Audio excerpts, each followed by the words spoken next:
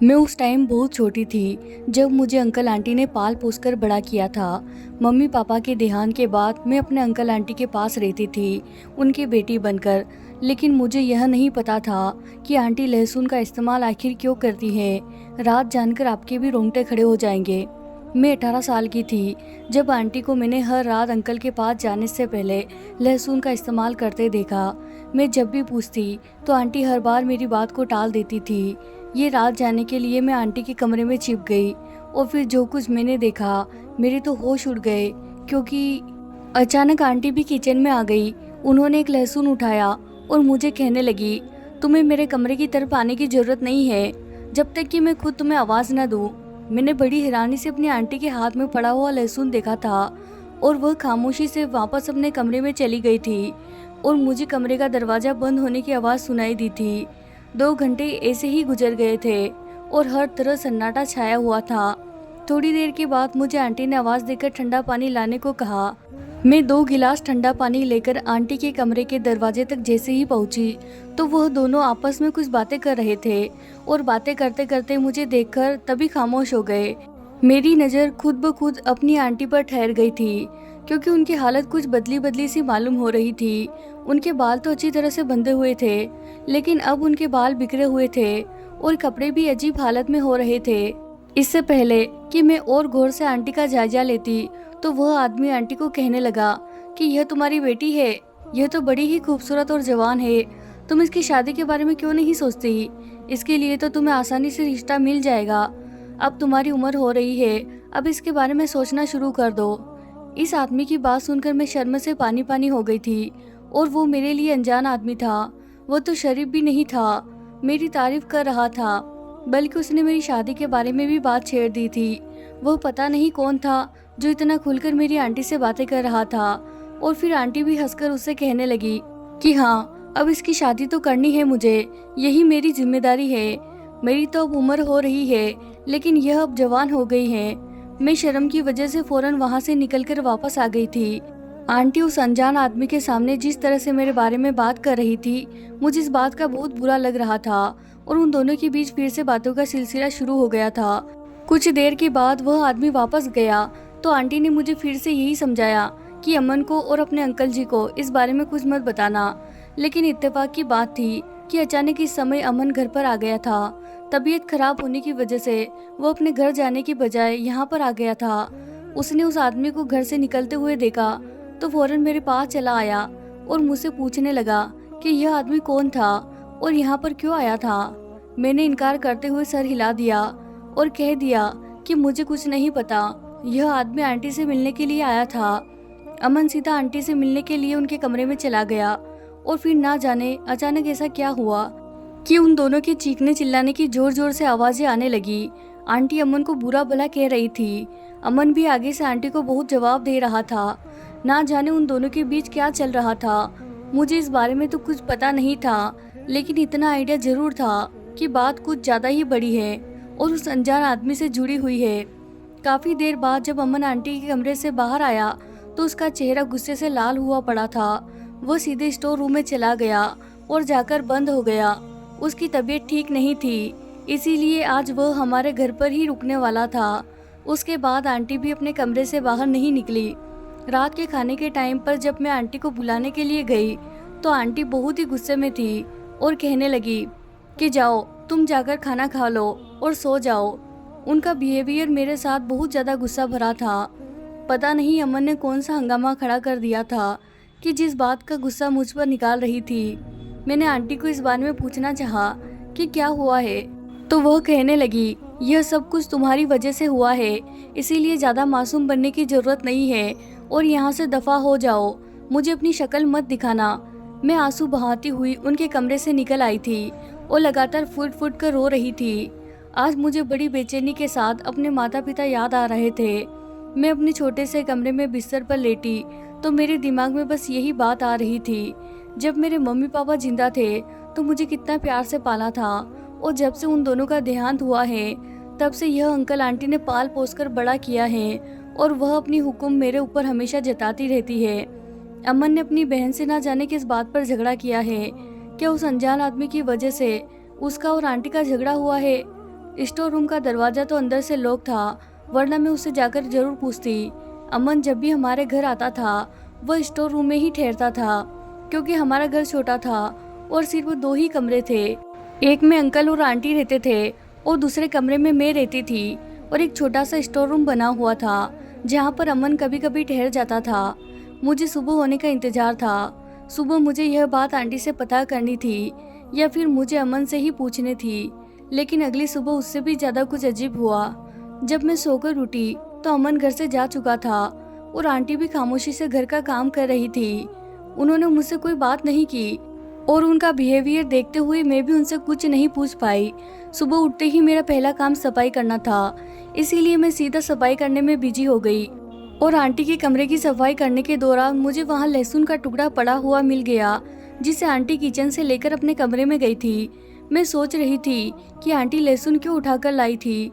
आखिर उस अनजान आदमी को इस लहसुन का क्या करना था, या फिर आंटी ने उस लहसुन का इस्तेमाल किया था क्योंकि वह बहुत ही दबा हुआ लग रहा था। उसे खाया नहीं गया था, उसका छिलका बस उतरा हुआ था। ऐसा लग रहा था जैसे उसका रस निकाला गया है। मैंने सफाई करते टाइम उसे फेंक दिया था और सफाई में बिजी हो गई। फिर शाम के टाइम आंटी मुझसे कहने लगी कि चलो मार्केट चलते हैं, कुछ सामान लाना है। कभी कभी ऐसा हो जाता था, आंटी मुझे अपने साथ मार्केट ले जाती थी, इसीलिए मैंने अपना दुपट्टा लिया और मैं उनके साथ चल पड़ी। लेकिन मुझे क्या पता था कि आंटी मुझे कहाँ लेकर जा रही है। आंटी ने रिक्शा किया और हम रिक्शा में बैठकर चल पड़े, लेकिन उसमें मैं हैरान रह गई थी जब रिक्शा वाले ने मार्केट को क्रॉस कर दिया। मैंने आंटी से पूछा कि हम कहाँ जा रहे हैं, बाजार तो पीछे निकल गया है। वह कहने लगी दूसरा सामान खरीदना है, इसीलिए दूसरे मार्केट जा रहे हैं। उनका बिहेवियर मुझे पहले से कुछ बेहतर लग रहा था और काफ़ी देर बाद हम एक अजीब से बाजार में पहुंच गए थे। यहाँ तो भीड़ भाड़ थी, लेकिन लोग काफ़ी अजीबोगरीब मालूम हो रहे थे। हम रिक्शा से उतरे तो आंटी मुझे किसी दुकान के बाजार के पीछे बने हुए एक घर में ले गई।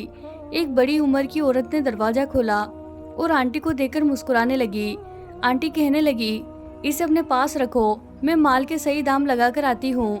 मैंने आंटी को परेशानी से देखा कि वह मुझे अपने साथ में नहीं ले जाने के बजाय यहाँ पर क्यों छोड़कर जा रही है। आंटी ने मेरा चेहरा देखा तो कहने लगी, परेशान मत हो, यह भी तुम्हारी आंटी ही है, तुम यहाँ पर बेफिक्र होकर बैठो, बस कुछ देर में मैं वापस आती हूँ। फिर आंटी मुझे छोड़कर वहाँ से पलट गई। उस औरत ने मुझे अंदर ले लिया और दरवाज़ा बंद कर दिया, और फिर जैसे जैसे वह मुझे अपने साथ लेकर अंदर जाने लगी, मेरी आंखें फटी की फटी रह गई, क्योंकि उस दरवाजे के पीछे तो एक अलग ही जगह बनी हुई थी जिसमें बहुत सारे छोटे छोटे कमरे बने हुए थे और एक अजीब सी बदबू की महक आ रही थी।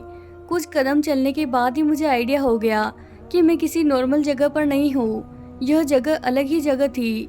दरवाजे के पास छोटे छोटे कपड़े पहनी हुई लड़कियां खड़ी हुई थी जो मुझे देखकर मुस्कुरा रही थी। उनके कपड़े, उनके चेहरे पर भरा हुआ मेकअप मुझे एक अलग ही सच्चाई बता रहा था। मैं चलते चलते रुक गई तो एक औरत पलटकर मुझे देखने लगी, लेकिन मैंने उसे कहा कि मुझे वापस जाना है, मैं अंदर नहीं जाना चाहती। मेरी बात सुनकर वह औरत जोर से हंसी और कहने लगी कि इस दरवाजे से अंदर जाने का रास्ता तो है, लेकिन बाहर जाने का कोई रास्ता नहीं है। तुम्हारी आंटी ने तुमसे जान छुड़वाकर यहाँ से जा चुकी है, अब न जाने वह कभी लौटकर वापस आएगी या नहीं, और न ही तू कभी यहाँ से बाहर जा सकेगी। यह मेरी दुनिया है, यहाँ पर मेरा राज चलता है। तू भी एक औरत है, इसीलिए तुझे भी यहाँ पर रहकर मेरा कहना मानना पड़ेगा। उनकी बात सुनकर मेरे पैरों तले से जमीन निकल गई थी। उसने मेरा हाथ पकड़ लिया था। मैंने अपना हाथ उसके हाथ से कस के छुड़वाया और मैंने कहा कि मैं यहाँ पर किसी कीमत पर नहीं रहूंगी और मेरी आंटी कुछ देर में आती ही होगी। मैं बाहर जाने के लिए जैसे ही पलटी तो उसने पीछे से मेरी कमीज पकड़ ली और कमीज जोर से खींची, जिससे मेरी कमीज फट गई। फिर मेरे मुंह पर एक जोरदार तमाचा दे मारा और मैं जमीन पर गिर गई। मेरे मुंह से खून निकलने लगा। वो औरत मेरे पास बैठकर कहने लगी कि तेरी आंटी मुझे यहाँ पर बेचकर गई है और अब तू मेरी खरीदी हुई गुलाम है। मैंने तेरी महंगी कीमत दी है उसको। चल अब जा, अब जाकर तैयार हो, रात को कस्टमर आएंगे तो तुझे भी यहाँ लाइन में खड़ा होना होगा। फिर उसने एक औरत को आवाज देकर बुलाया और मुझे उसके हवाले कर दिया। मैं उस समय हक्का बक्का थी, मुझे कुछ समझ ही नहीं आ रहा था कि मैं क्या करूं और क्या नहीं। मेरी आंटी मेरी माँ की तरह थी, पिछले 5 साल से मैं अपनी आंटी के साथ रह रही थी। वो मेरे ऊपर इतना अत्याचार कैसे कर सकती है? मैं चाहकर भी उस औरत पर यकीन नहीं कर पा रही थी। ऐसा लग रहा था यह एक भयानक सपना है। कुछ देर बाद मेरी आंख खुलेगी और सब कुछ ठीक हो जाएगा। लेकिन यह मेरी बदकिस्मती थी कि यह कोई सपना नहीं था, बल्कि जिंदगी की एक कड़वी हकीकत थी। वह दूसरी औरत मुझे एक अंधेरे से कमरे में ले गई। उसने एक औरत से पानी मंगवाया और उसने मुझे स्नान करवाया। मेरे चीखने का, चिल्लाने का, रोने धोने का उस औरत पर कोई असर नहीं हो रहा था। वह कहने लगी, तुझ जैसी लड़कियां यहाँ रोज आती हैं, 1-2 दिन रोती है, उसके बाद खुद ही खुशी खुशी बिस्तर पर चली जाती है। उन्हें पता चल जाता है कि अब यही मेरी जिंदगी है, इसीलिए तुम भी अब खुशी खुशी यह जिंदगी स्वीकार कर लो। जो भी है, जैसी भी है, यही तुम्हारी जिंदगी है, इसीलिए खुशी खुशी इस काम को आसानी से कर लो, वरना गुलाब बानो यही काम तुमसे जबरदस्ती करवाएंगे और तुझे तकलीफ भी ज्यादा होगी। उनकी बातें सुनकर मेरे वजूद में करंट दौड़ गया था। मैं 18 साल की थी और वह मुझे इस धंधे में उतारना चाहती थी। वह मुझे कमरे की तरफ खींचते हुए ले गई, जहाँ से मुझे चीखने चिल्लाने की आवाजें आ रही थी। वह कहने लगी, देखो ये लड़कियां गुलाब बानो की बात नहीं मान रही थी, इसीलिए उसे यहाँ पर बंद करके रखा गया है। इस बेचारी को ना खाने को कुछ दिया जा रहा है और ना ही पीने को। अगर तुमने भी मेरी बात नहीं मानी तो तुम्हें भी ना खाने को कुछ दिया जाएगा और ना ही पीने को। तुम्हारा भी यही हाल होगा। उसने जबरदस्ती से मुझे खूबसूरती से तैयार करना शुरू कर दिया। लेकिन थोड़ी देर के बाद वह पहले वाली औरत, जिसका नाम गुलाबो था, वह वापस आ गई। उसने सर से पांव तक मुझे देखा और कहने लगी, तू तो सच में बहुत खूबसूरत है और बड़ी कमाल की चीज है, तेरे तो बड़े अच्छे दाम लगेंगे। मैंने तेरी आंटी को भी बहुत पैसा दिया है, वही सारा पैसा मैं तेरे शरीर को बेचकर वसूल करूंगी। गुलाब बानो कहकर हंसने लगी तो उसके मुंह से सड़े हुए दांत दिखाई दिए। यह नज़ारा मैंने अक्सर फिल्मों में ही देखा था, लेकिन मैंने कभी यह नहीं सोचा था कि मेरी जिंदगी में भी कभी ऐसा वक्त आ जाएगा। अभी मेरी आंखों से लगातार आंसू बह रहे थे।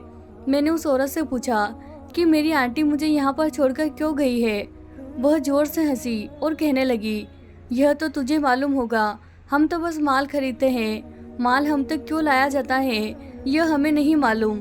और दूसरी औरत, जिसका नाम बेगम जान था, गुलाबो बानो से कहने लगी कि यह अभी छोटी है, इसे अभी हमारे काम के बारे में कुछ पता नहीं है, इसे कस्टमर के हवाले करने के बजाय पहले से महफिल में नाचने के लिए इस्तेमाल करना चाहिए। जब यह कुछ समझदार हो जाए तो इसे किसी अच्छे और महंगे ग्राहक के सामने पेश करना, ताकि इसका सही पैसा वसूल हो सके। उस औरत की बात बेगम जान को समझ आ गई और वह कहने लगी कि ठीक है, इसे नाचने गाने की तैयारी करवाओ। इस बात का हुक्म देते हुए वह खुद कमरे से बाहर निकल गई। बेगम जान मेरी तरफ देखकर कहने लगी, कुछ दिनों के लिए मैंने तुम्हें बचा लिया है, लेकिन याद रखो, इस दुनिया में आज नहीं तो कल तुम्हें कस्टमर के पास जाना ही होगा, क्योंकि यही तुम्हारा काम है। मैं जब यहाँ आई थी तो सिर्फ 18 साल की थी। मुझे तो यहाँ पर मेरी आंटी बेचकर गई थी, क्योंकि उसे तो पैसों से मतलब था। उसने कभी अपनी बेटी से प्यार नहीं किया, उसे बेटियां बोझ लगती थी, इसीलिए वह मुझे यहाँ बेचकर गई थी। तब से आज तक मैं हर रोज किसी न किसी कस्टमर के साथ होती हूँ, क्योंकि अब यही मेरी जिंदगी है।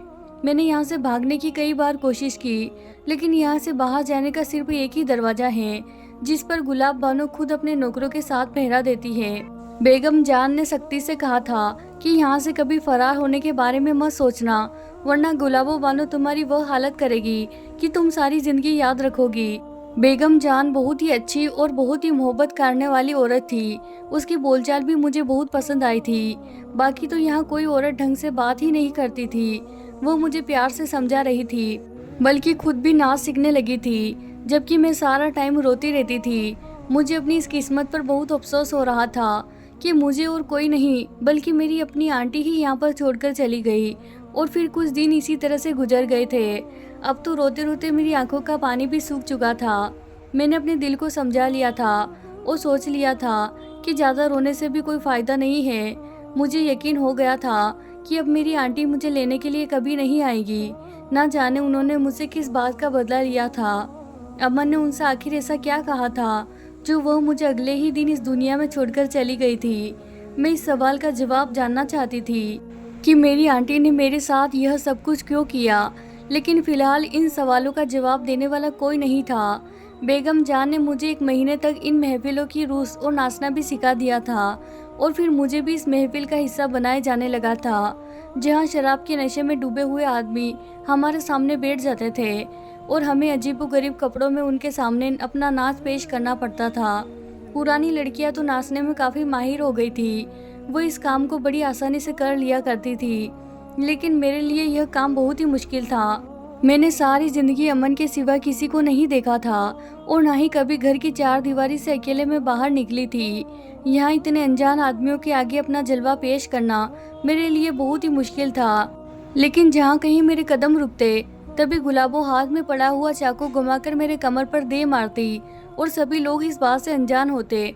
2-4 दिन ही ऐसे गुजरे थे कि मुझे समझ आ गया था कि अब यही मेरी दुनिया है और मुझे यहाँ पर गुलाब बानों के इशारों पर नाचना मेरी मजबूरी है, क्योंकि जिस दिन मैं सही से नाच नहीं करती थी मेरा खाना पीना बंद कर दिया जाता था और फिर मैं सारा दिन भूख प्यास से तड़पती रहती थी।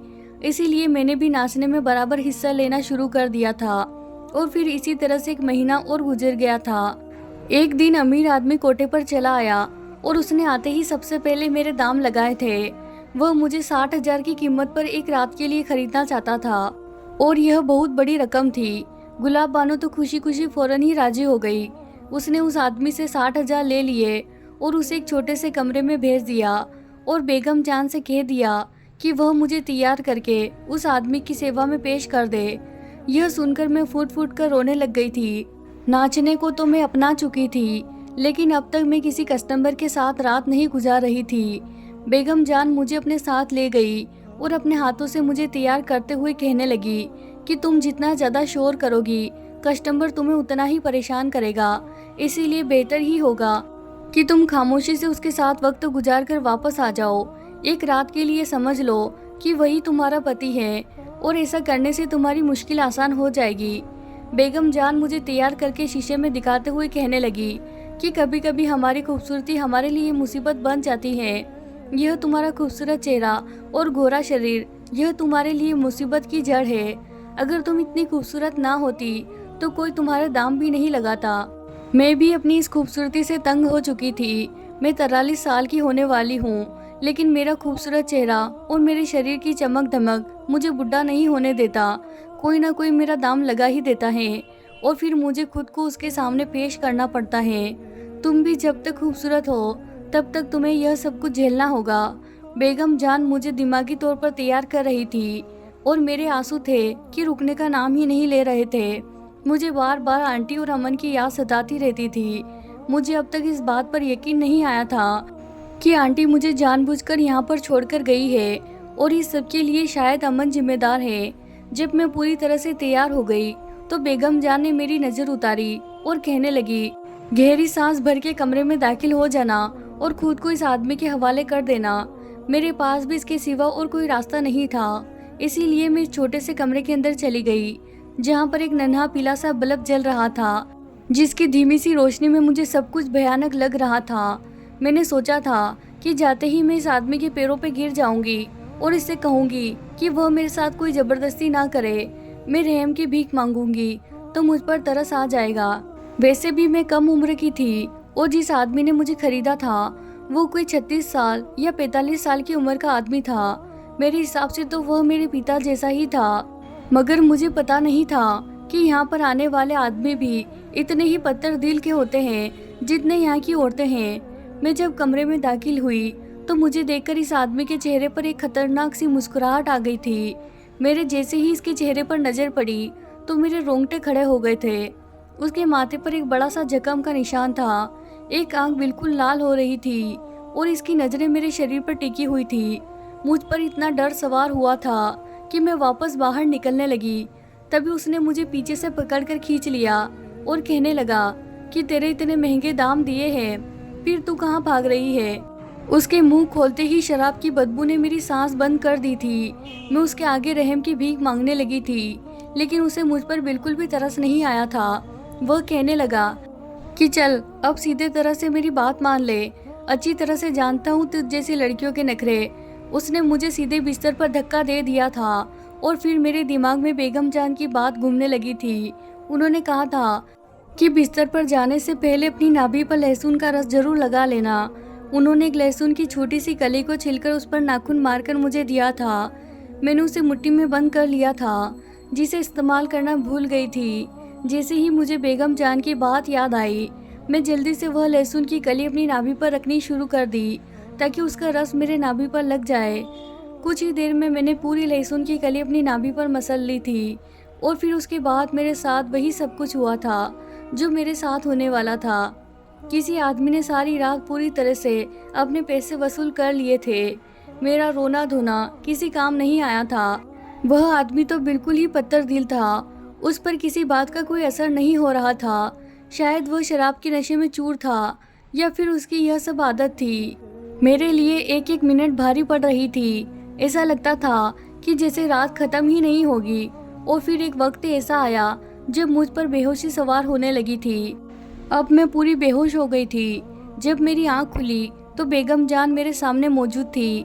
वह कस्टमर सुबह होने से पहले ही जा चुका था। बेगम जान मुझे होश में लाने की कोशिश कर रही थी। जब मुझे होश आया तो उन्होंने मुझे सीने से लगा लिया।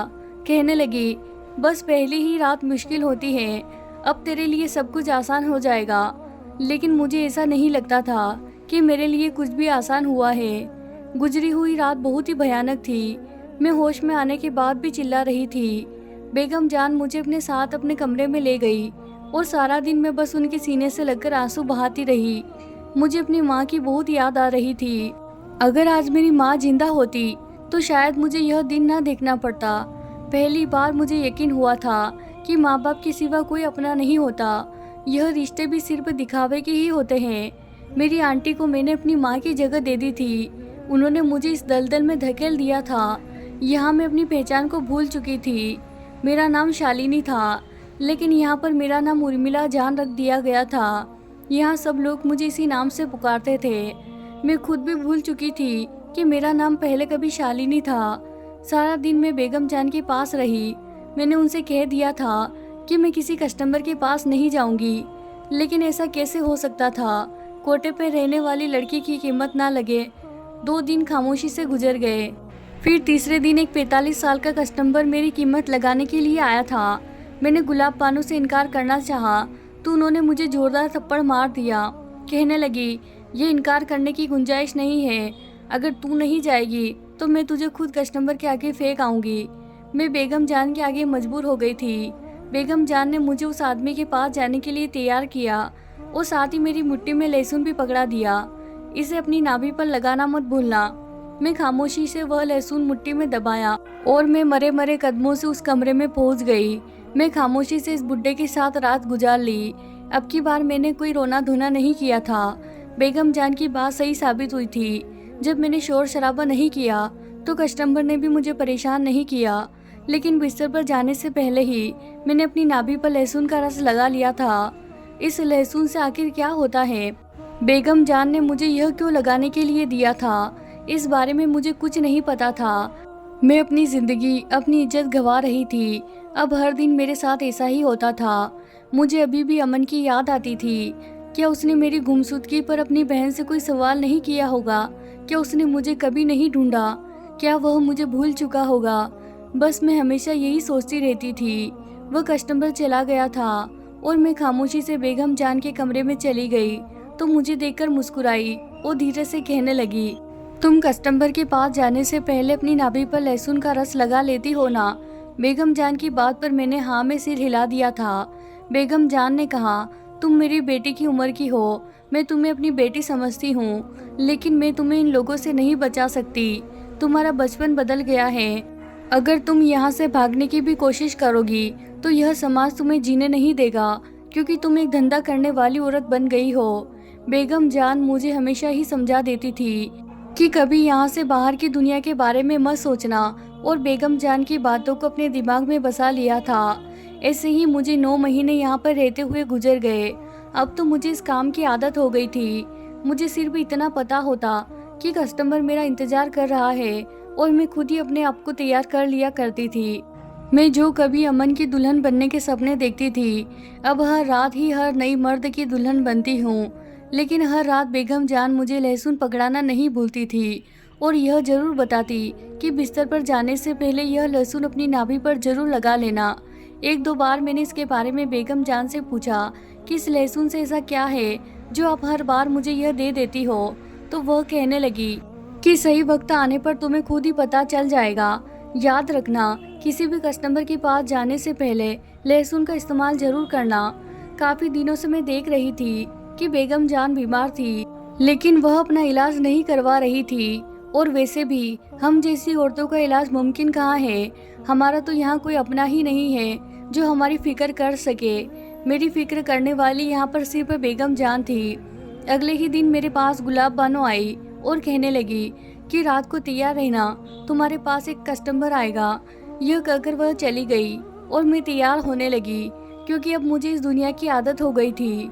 मैं जब पूरी तरह से तैयार हो गई तो बेगम जान ने फिर से आकर मुझे लहसुन का टुकड़ा पकड़ाया और आज सोच में पड़ गई थी कि आखिर बेगम जान मुझे यह लहसुन क्यों देती है। आज मैं उनसे इस सवाल को पूछ कर ही रहूंगी, लेकिन मुझे कस्टमर के पास जाने के लिए देर हो रही थी। इसीलिए मैंने सोचा कि जब मैं वापस आऊंगी तो उनसे इस सवाल का जवाब जरूर पूछूंगी।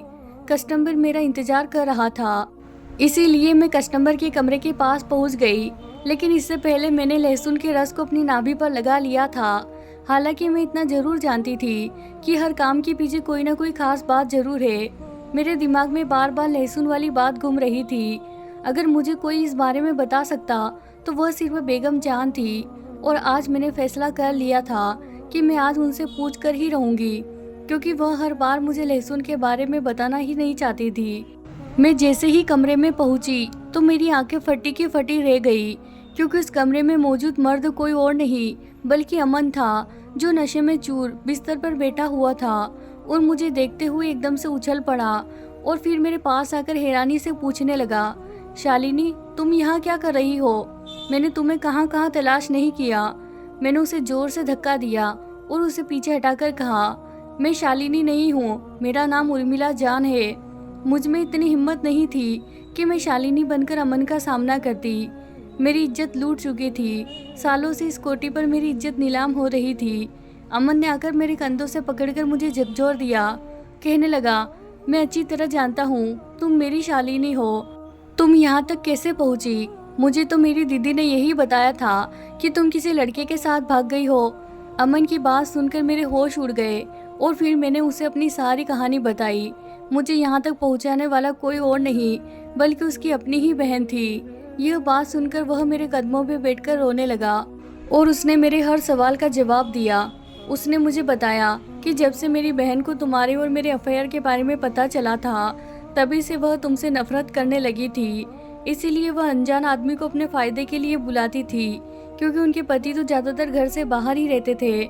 मुझे इनके इस प्लान के बारे में पता चल गया था, तभी तो मैं तुम्हें दूसरे शहर ले जाने की बातें करता था। लेकिन जब उस दिन हम लोग बातें कर रहे थे तो वह बातें मेरी बहन ने सुन ली और वह आदमी दीदी से मिलने के लिए आया था, क्योंकि वह कोठी का दलाल है। मैं अपनी बहन की हरकतों को अच्छी तरह से जानता था। जब उनके पति घर पर नहीं होते तो वह गैर मर्दों को बुलाकर, यह बात तुम्हें पता नहीं है लेकिन मैं इस बात को जानता था। मैंने अपनी बहन को कई बार समझाने की कोशिश की, लेकिन उन्होंने मेरी बात नहीं मानी और लगातार अपने पति को धोखा देती रही। और उस दिन भी मैंने उस आदमी को घर से निकलता हुआ देख लिया था। मुझे गुस्सा आ गया था और इसी बात पर मेरी बहन से झगड़ा हुआ था। फिर उसके अगले ही दिन मेरी बहन ने मुझे बताया कि तुम किसी लड़के के साथ भाग गई हो। मुझे उसकी इस बात पर यकीन नहीं हो रहा था, लेकिन उन्होंने रोज कहकर मुझे इस बात पर यकीन दिलवा दिया। लेकिन फिर भी मैंने तुम्हें कई जगह तलाश करने की कोशिश की, तुम मुझे कहीं पर नहीं मिली। उन्होंने अपने पति को भी यही बताया कि आपकी भतीजी भाग गई है और मुझे भी फिर यही लगने लगा कि तुमने मुझे धोखा दिया है। मैं तुमसे तुम्हारी आंटी की तरह से माफ़ी मांगता हूँ। तुम्हारी आंटी बहुत बीमार है और बिस्तर पर पड़ी हुई है। उसको उसके किए की सज़ा मिल चुकी है और यह सब कुछ उनके साथ इसीलिए हुआ है क्योंकि उन्होंने एक बिन माँ बाप की बच्ची को सताया है। अपनी गलती छुपाने के लिए उन्होंने तुम्हें इस कोठी पर छोड़ दिया। अमन रोते हुए मुझसे माफ़ी मांगने लगा कि उसने मुझे ज़्यादा ढूंढने की कोशिश भी नहीं की। अमन मुझे अपने साथ ले जाने की जिद करने लगा, लेकिन मैंने उसे साफ इनकार कर दिया तो वह खामोशी से वहाँ से चला गया। उसने मुझसे जिद इसीलिए नहीं की क्योंकि वह जान चुका था कि मैं कोटे वाली बन चुकी हूँ और इस हाल में वह मुझे कभी एक्सेप्ट नहीं करेगा और ना ही उसे यह समाज मुझे एक्सेप्ट करने देगा। अमन की हालत मेरी बेवफाई में ऐसी हो गई थी, उसने अपने आप को शराबी बना लिया था और वह कोठी पर भी आने लगा था। वह अपनी रात पूरी किए बिना ही वहाँ से शर्मिंदा होकर चला गया था और मैं बेगम जान के कमरे में आ गई थी। लेकिन जैसे ही मैं बेगम जान के कमरे में आई, ये देखकर हैरान रह गई कि बेगम जान बेहोश जमीन पर पड़ी हुई थी। मैंने उनको छूकर देखा तो उनका शरीर ठंडा पड़ा हुआ था, वो इस दुनिया से जा चुकी थी। यह देखकर मेरे पैरों तले से जमीन निकल गई और मेरी आंखों से आंसू नहीं रुक रहे थे। मैं बेगम जान को अपना सब कुछ मानती थी और आज वह मुझे इस दुनिया से छोड़कर जा चुकी थी। लेकिन उनकी मुट्ठी में एक चिट्ठी थी जिस पर उनकी पूरी कहानी लिखी हुई थी कि वह किस तरह से इस कोठी पर आई थी और उन्होंने किस तरह से अपनी ज़िंदगी गुजारी थी। और साथ ही साथ चिट्ठी पर यह भी लिखा हुआ था कि इस लहसुन को रस को नाभि पर लगाने से क्या होता है। दरअसल लहसुन के रस को नाभि पर लगाने से औरत कभी प्रेग्नेंट नहीं होती और वह तरह तरह की बीमारियों से भी दूर रहती है। बेगम जान को यह सब कुछ बताने वाला कोई और नहीं था, इसीलिए वह इतनी ज़्यादा बीमार हो गई थी। लेकिन जब उन्हें इस बारे में पता चला तो उन्होंने यह नुकसान मुझ पर आजमाना शुरू कर दिया। उन्हें मेरी सेहत की बहुत फिक्र थी, इसीलिए वह हर बार मुझे लहसुन पकड़ाना नहीं भूलती थी।